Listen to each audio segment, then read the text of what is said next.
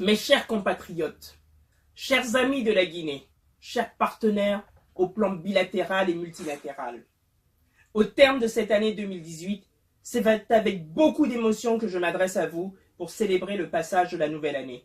C'est aussi une occasion pour moi de faire le bilan de l'année qui vient de s'écouler et de partager les espoirs et les craintes pour l'année qui s'annonce.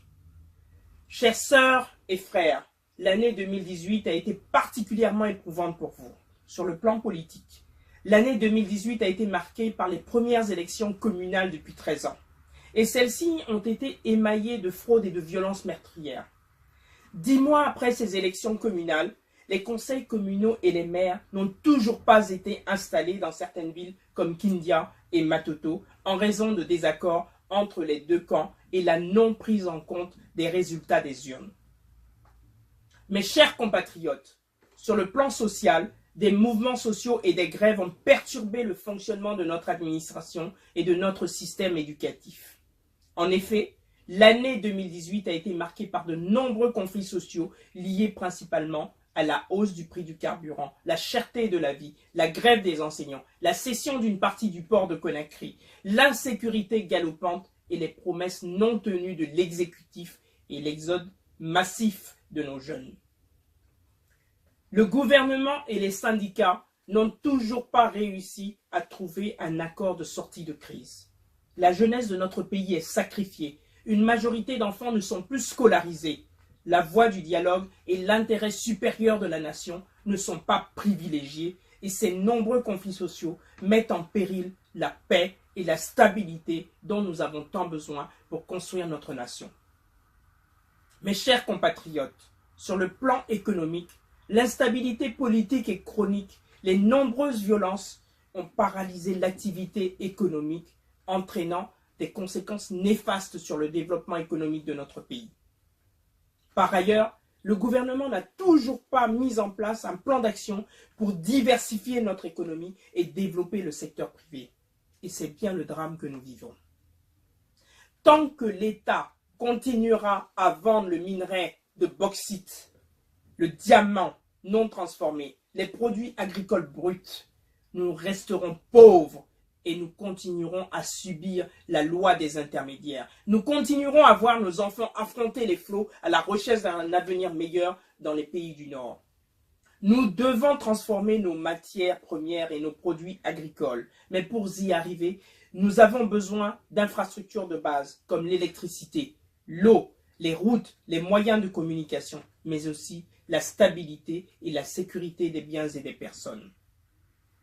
Pour financer ces infrastructures de base, il nous faut une gestion rigoureuse de nos deniers publics et des ressources minières.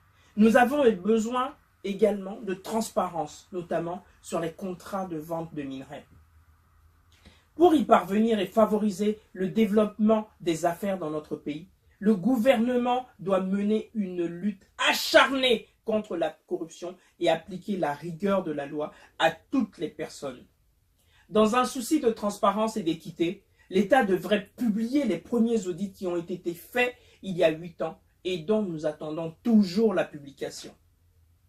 Mes chers compatriotes, j'ai la certitude que nous avons des personnes ressources, des femmes, des jeunes, des hommes, capables et désireux de participer à l'essor de notre pays avec pour thème principal la transformation de nos matières premières, à condition bien sûr que l'on fasse appel à toutes les compétences sans discrimination.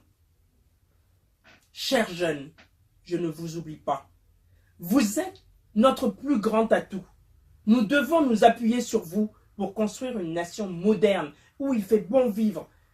Nous devons compter sur votre énergie, vos ambitions et votre capacité à maîtriser les nouvelles technologies et l'innovation.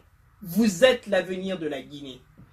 C'est pourquoi nous devons intensifier nos efforts pour vous fournir un enseignement de qualité qui vous permettra de rentrer dans le monde du travail et de participer de manière active à l'édification de la nation prospère et de vous épanouir. La diaspora a elle aussi un rôle important à jouer si elle met son expertise à la disposition de la nation. Il est impératif de relever le défi de l'éducation et de permettre à tous les enfants d'être scolarisés et de mettre en place les formations qualifiantes pour tous, adaptées aux besoins de notre pays, y compris pour les femmes et les jeunes non scolarisés. Aux braves femmes guinéennes, vous incarnez l'espoir et vous pouvez inventer une autre voie de développement parce que vous êtes de sensibilités différentes et naturellement plus proches des valeurs fondamentales. Vous êtes courageuses et vous êtes fortes.